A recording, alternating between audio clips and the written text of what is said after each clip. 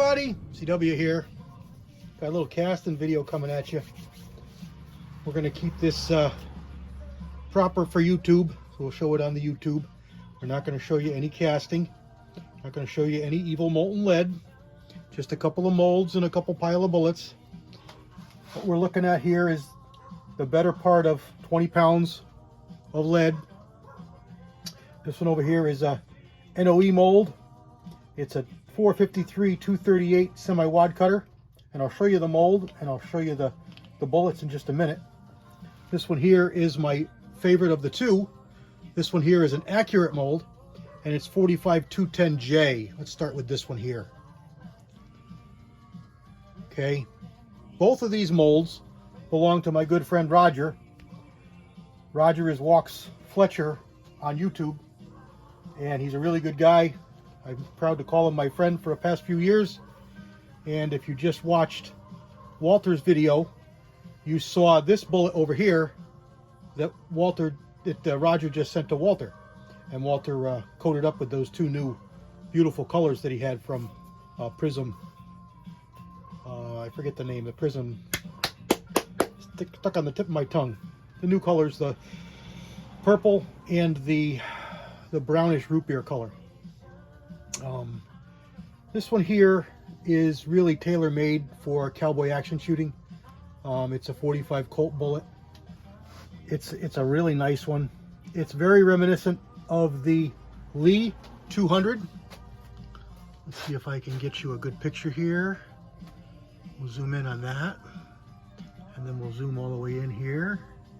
How's that? Okay, so it's a round flat 200 grain, one grease groove, one crimp groove. It's got beautiful flat bases. It casts a beautiful bullet, round flat. They drop out of the mold probably about 454 or so with this alloy, and this should be approximately a soft wheel weight, so a hard range scrap, say 12-ish BHN. So it should be a good plinking bullet. These ones here, we're going to send actually all of them off to Walter, because Roger would like him to have those to try them as a lighter recoiling load while he recuperates. So Walter, watch your mail. These will be coming out to you soon. The accurate mold, I just like it better. This one here, let me zoom it out so we're looking at what I got here. This one here is a 5 cavity with the option of the Lee breaker, mold breaker. You can put the handle on this, and Tom offers these as an option. So it's something you may want to look at. If you buy a larger cavity mold, you can have that put on. The molds are very well made. They're about the same block size as everybody else. They're really close to the Arsenal molds, but they're a little bit smaller than the NOE mold. The NOE blocks are just a whisker bigger, just a whisker taller. They've got a thicker plate on them, which I like better. They've got little bigger screws in them, which I like better. The bases are about the same, but they also have bigger screws there, which doesn't really make any difference because we're limited to the same size pin. So that really is a trivial difference. But I like the cut on this. If you look, all the edges of the mold of the plate are rounded. You know, they're all nicely machined. Just little touches like that. Again, it's a thicker plate, little bevels here, which you don't see on other people's molds. You know, this is the side the mold handles are supposed to come in from when you use the breaker. I've got it on backwards because I'm not using the breaker. Zoom back out so you're not crazy. But let's look on the inside here, because the material just really is a nice polish to it. It almost looks like it's been tumbled, hardened, tumbled, like with hard media. Gives you that burnished look. Anybody who's gotten bullets, zinc bullets from Andy, knows that look, and that's the same look that's on this mold. Fly cutter cuts for air bleeders, common for most of these molds. The cavities are, the blocks are small, so your cavities are close together. So this one did heat up faster, and I had to watch because you can get overheated, even casting 2 molds like I was, and I cast both of these at the same time. You can overheat. And what I found with this one is when it really started to get hot, mostly before it started to frost, it didn't fill out quite as good. And I'm going to roll a picture in here, right about here, and I'll pause and come back.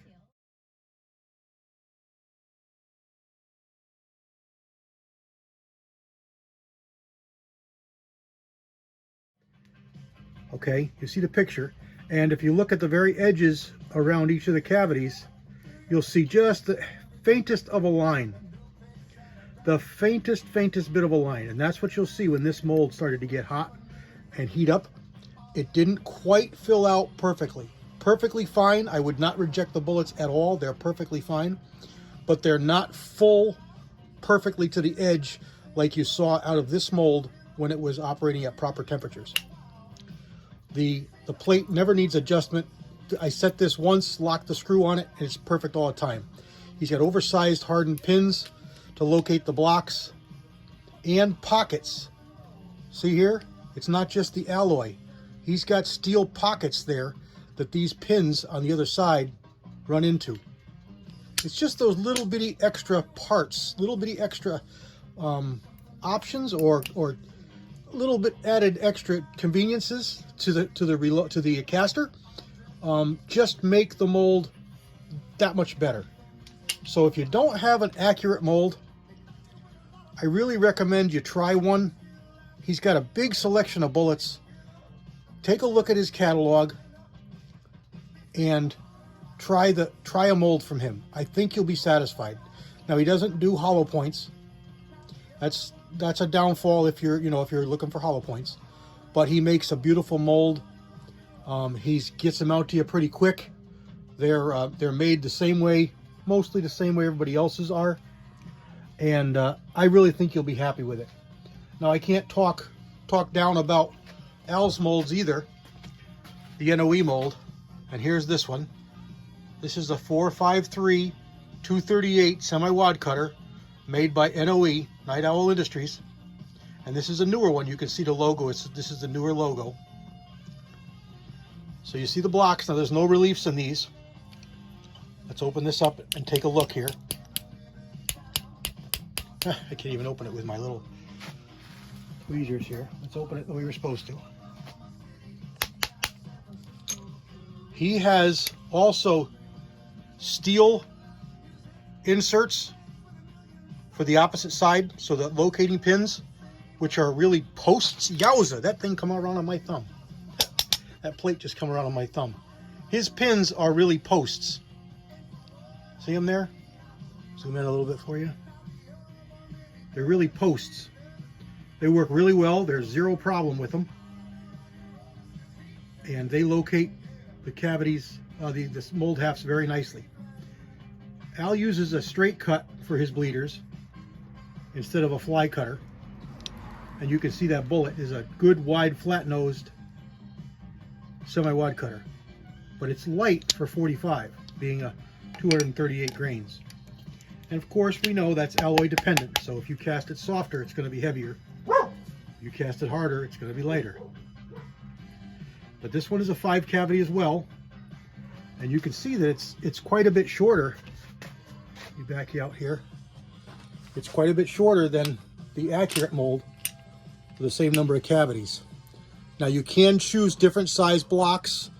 I was going to say with both, and you might be able to. I'm not sure. I'm not sure Al gives you the option, but I'm pretty sure that Tom does.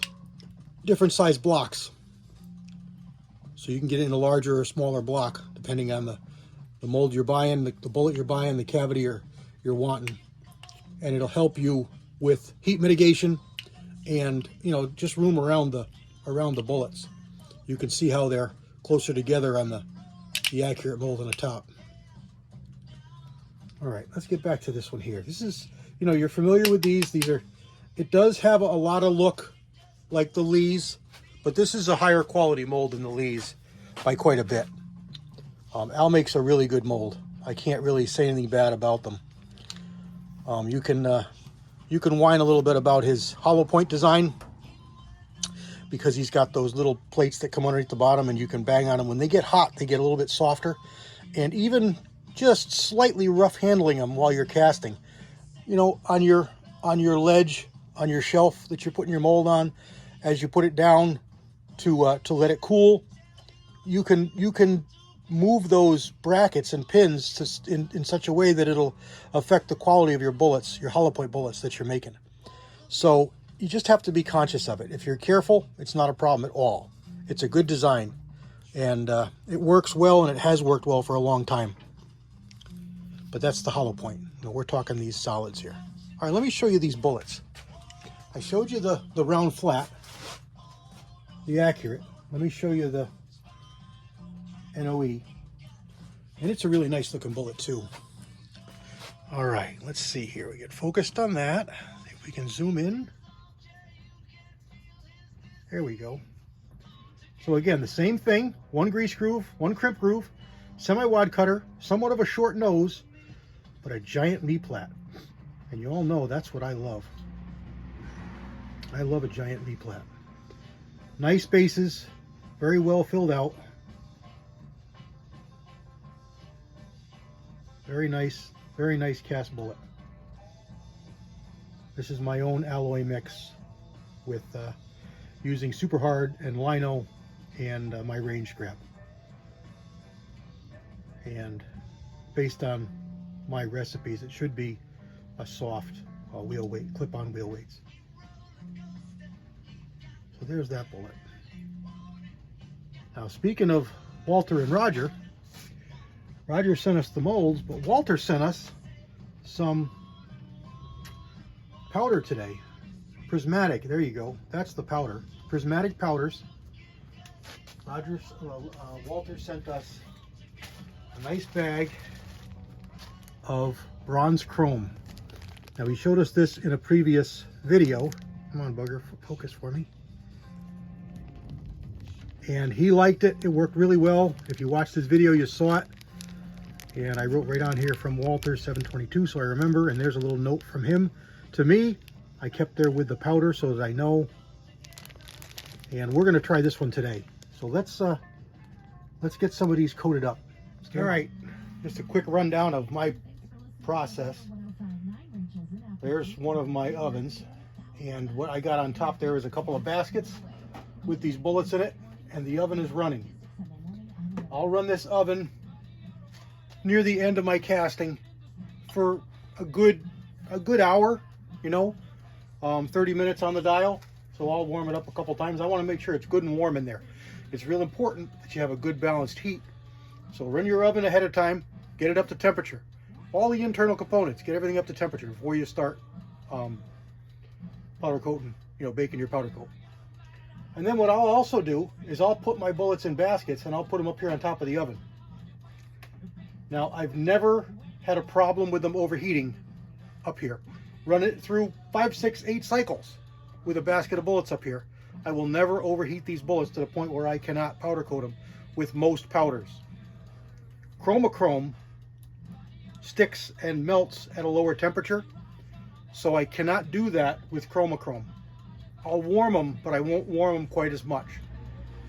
But as a rule, I always warm my bullets before I powder coat them. It makes a big difference. Removes moisture, increases the surface area, increases the surface and the ability for it to take the powder.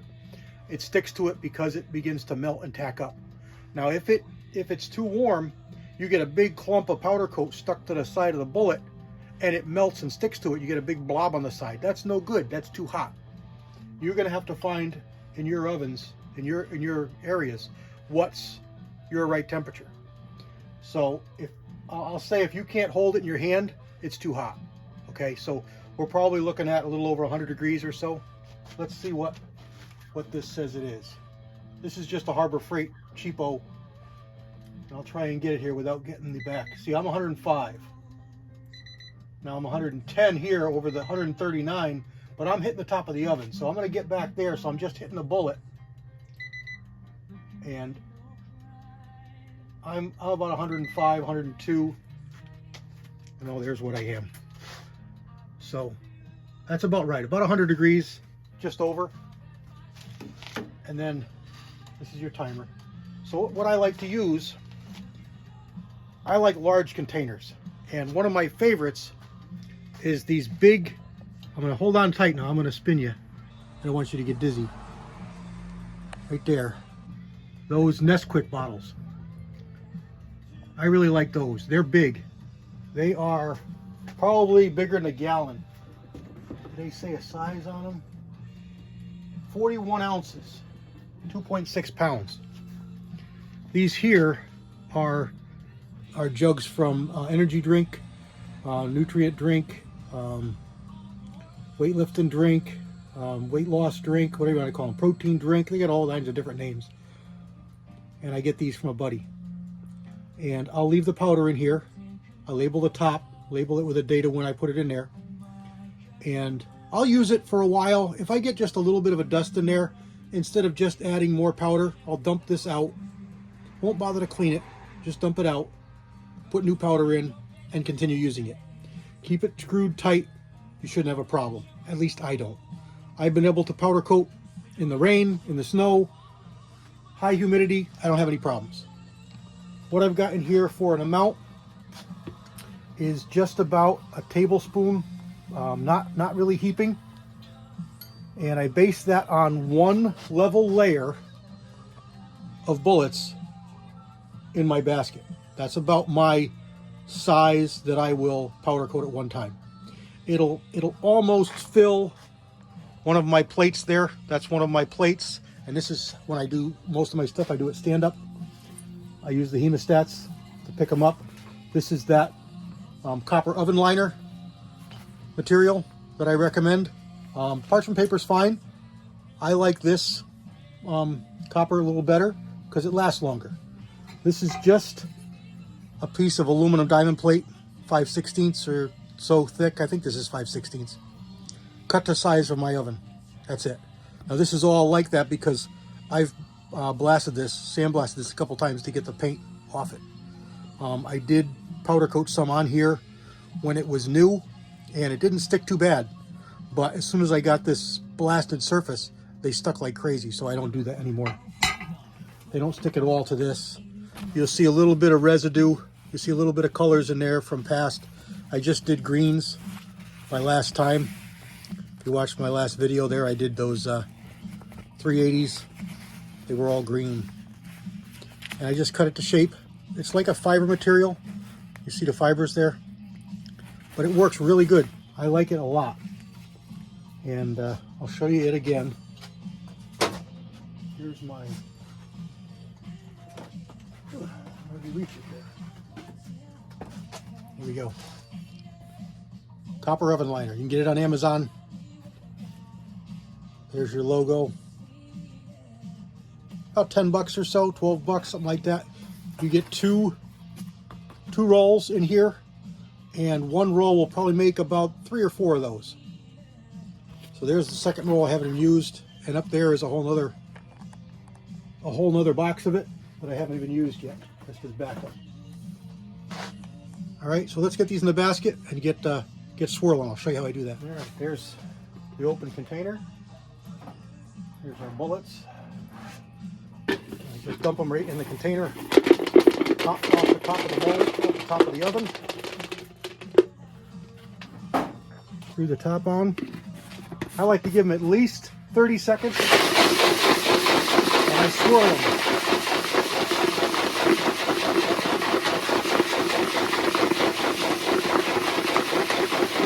The idea is to keep them in contact with the plastic as much as you can to create that static electricity that we want. Give them a little bit of a roll to make sure the powder is distributed nicely, and get them back to swirling. Now we're 30 seconds in. I'm going to give them a little bit more. More never hurts. And coming up on 40 seconds. Give another roll. Make sure the powder gets everywhere. Swirl them some more. All right, we're at 50 seconds.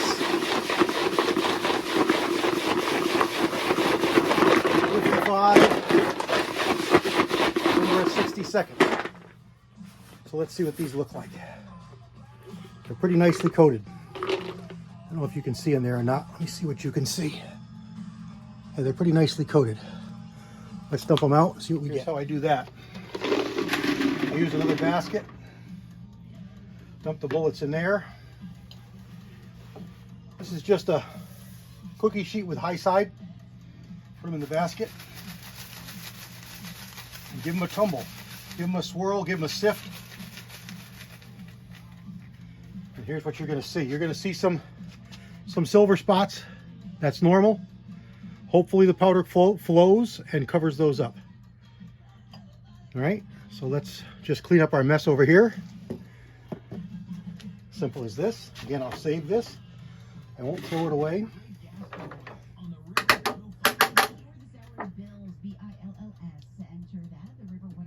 Into our can.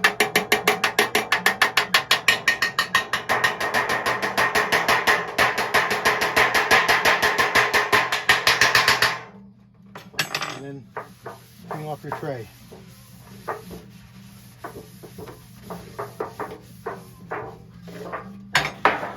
Last thing is put your top back on. Stop it from absorbing too much moisture. Got a lot of volume of air in there, so there's going to be some moist air in there. You're going to pick up some moisture in there. It's worked for me. I haven't had a problem with it. Let's get these laid out. All right, there they are. All stacked up. There's 92 of them there, so we ought to have about that many in the other basket. Maybe we have 100 in the other basket. Let's get these done. I'll bring you back, show you what they look like. All right, out of the oven. Need to quench.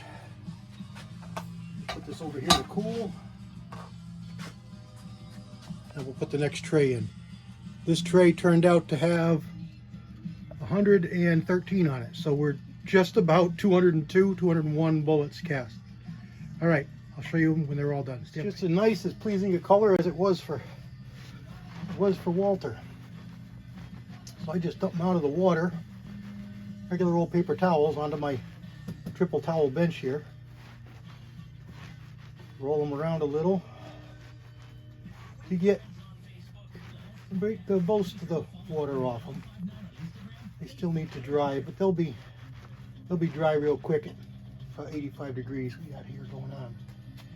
Get down one of my baskets and just move them over.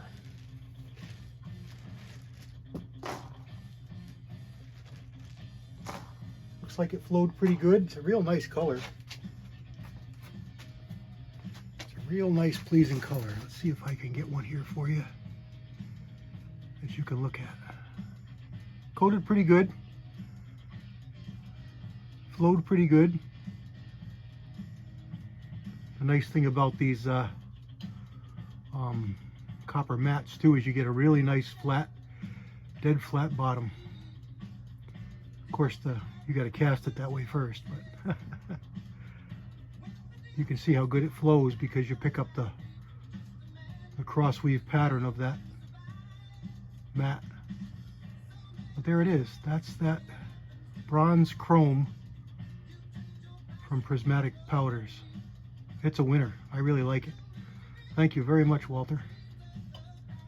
Stand by. I'll wrap this one up. All right, everybody. Here's our results. Here's that new powder coat on the NOE bullet, 238 grain, 45. Semi-wide cutter with that nice big wide meat plate that I like so much. Focus. Here we go. And there's the 210 grain round flat from Accurate. That's a really nice bullet too. Very reminiscent of the Lee. And it's a round flat bullet, so you know a lot of people make it. We're going to send those off to Walter next couple days. These ones here we're going to size and stick on the shelf for loading another day. All right, everybody, that's what we got. Video turned out a little long, apologize for that, but I hope I packed it with some information that's useful to people. Please join us tonight on the Georgia Shooters channel, Georgia Shooters Connection channel, 8 p.m. every Friday night we have a chat. Jamie, Kyle, myself. We have a couple others that join us pretty regularly, and we'd like to have you join us. It's a good time, just a bunch of friends talking gun stuff. Come join in. God bless everybody. CW out.